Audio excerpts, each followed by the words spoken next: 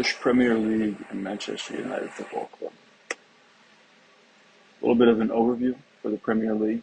It was formerly known as the English First Division, but it was refounded in 1992.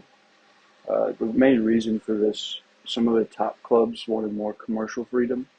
Prior to 1992, the club was exclusively ruled by the English FA, who they are a good sporting organization, but they don't necessarily have the commercial expertise that the top clubs were after.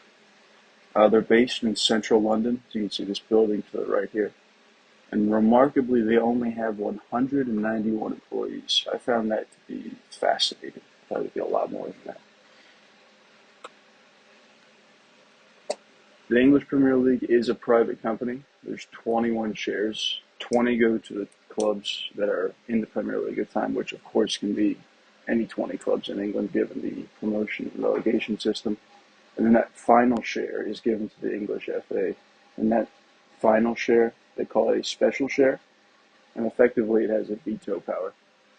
A rule change requires 2/3 majority, which as I said with 21 shares, that would be 14 total. Some policies in the Premier League. As we can see in this image right here, no room for racism. This started in 2021. They have this patch on every single jersey.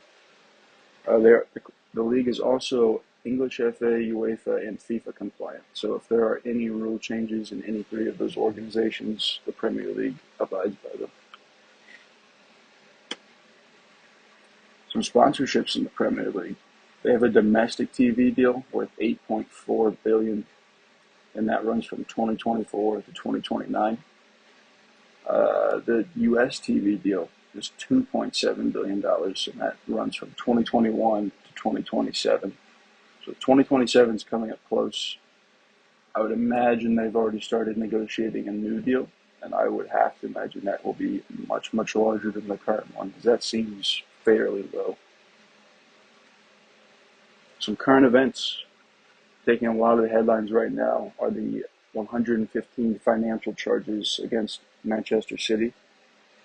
Effectively, I could go on for about an hour about this, but in a few words, the club are accused of building their foundation illegally. They're owned by Sheikh Mansour, who is a Dubai-based politician. He has billions and billions of dollars, effectively endless funds. And the Premier League has these rules called FFP, which is financial fair play, and it effectively limits each club to spend an amount that is relative to their earnings. And while Man City are a big club, they're not a giant club, so they should legally not be able to spend that much, yet they are. And it's somewhat suspicious if you do even just a minimal amount of research. You can find out that the vast majority of their sponsorship money comes from Dubai-based companies, which is, a bit of a conflict of interest. But I digress. And then finally, we have the Premier League Tour in the USA, which this year it'll be Man United, Everton, West Ham, and Bournemouth. And those games will be played in New Jersey, Chicago, and Atlanta. Now on to Manchester United. The club was founded in 1878, and they were then known as Newton Heath. And this was a railroad station in Manchester.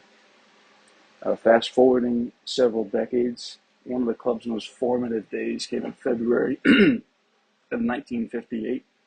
The club were traveling back from the European game. They had a layover in Munich, and there was a snowstorm. Shortly after takeoff, the plane crashed, and it claimed the lives of 23 people, including 8 first-team players, it sounds like a lot in today's terms, and it is, but back then that is effectively your whole team, because each team would only carry 2 or 3 subs at a time.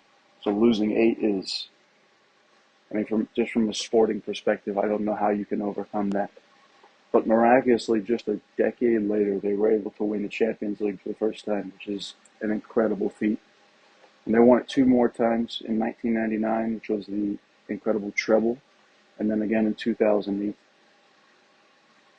And another formative time for the club when they were purchased by American businessman Malcolm Glazer, and that was finalized in 2005. He passed away, I believe it was 2013 or 2014, and he passed his shares along to his children.